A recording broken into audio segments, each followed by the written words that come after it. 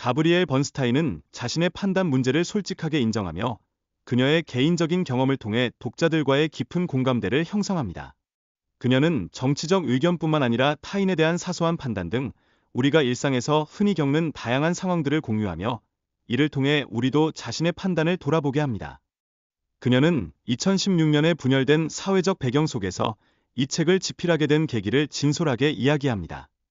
그 과정에서 번스타인은 개인의 작은 판단들이 어떻게 자신을 방해하며 결국 그 판단이 자신의 삶에 어떤 영향을 미쳤는지를 깨달았다고 말합니다. 이 책의 핵심 메시지는 판단을 완전히 없애는 것이 아니라 그 판단을 믿지 않고 객관적으로 관찰하는 것이 중요하다는 것입니다. 독자들은 이를 통해 판단의 본질을 이해하고 더 나은 삶으로 나아가기 위한 변화를 실천할 수 있는 실마리를 찾게 됩니다. 주변 사람들과의 관계에서 판단을 통해 형성된 연결은 일시적이고 표면적이라는 사실을 우리는 종종 잊곤 합니다. 친구와의 대화 중 누군가를 비난하는 것이 순간적인 웃음을 불러오지만 결과적으로 그러한 행동은 깊은 후유증을 남길 수 있음을 깨닫게 됩니다. 판단은 종종 사랑의 결핍을 채우려는 시도로 나타나며 이는 우리가 마음의 상처를 치유해야 할 필요성을 일깨워 줍니다. 우리는 종종 타인에게 공격적인 행동을 보일 때 사실은 자신의 불안감이나 트라우마를 피하고자 하는 모습임을 직시해야 합니다. 이처럼 자신의 감정과 반응의 원인을 인식하는 것은 치유의 중요한 열쇠입니다.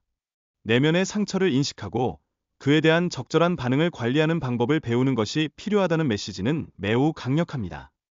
용서를 마지막 단계로 설정한 이유는 우리가 모든 과정을 충분히 경험할 수 있도록 하기 위함입니다. 용서를 통해 우리는 진정한 연결을 이루고 더 나은 자신을 찾아가는 여정을 계속할 수 있게 됩니다. 판단을 내려놓지 않는다면 우리가 연결되는 힘과 창조력을 잃게 됩니다. 이런 연결이 끊어진다면 세상에서 중요한 영향을 미치고자 하는 우리의 목표를 이루기 어려워지게 됩니다. 스칼렛 루이스의 이야기를 통해 우리는 용서의 강력한 힘을 배울 수 있습니다. 그녀는 아들을 잃은 슬픔 속에서도 용서의 메시지를 전하며 다른 이들에게 용서할 수 있는 용기를 북돋아 주었습니다. 용서의 과정은 세 가지 단계로 나눌 수 있습니다. 첫 번째 단계는 용서할 의지를 가지는 것이고 두 번째 단계는 평화를 선택하는 것입니다.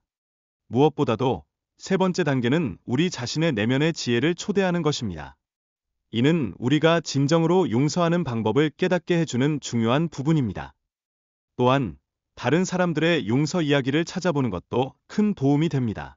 이러한 이야기들은 우리가 용서의 힘을 믿고 자신의 상처를 극복하는 데 필요한 용기를 가질 수 있도록 도와줍니다.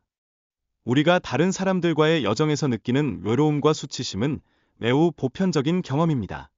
우리는 종종 타인이 완벽하게 보인다고 생각하여 그로 인해 우리의 고통이 더욱 심화되곤 합니다.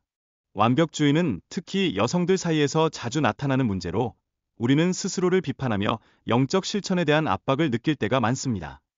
따라서 이러한 압박감 속에서 자기 판단을 비판하지 않는 것이 필요합니다. 마지막으로 우리가 느끼는 공격성은 사랑에 대한 깊은 호출이라는 점을 이해해야 합니다. 이는 내면의 불안과 상처를 직면하기 두려워하는 모습으로 그 상처를 치유해야 할 필요성을 나타내는 것입니다.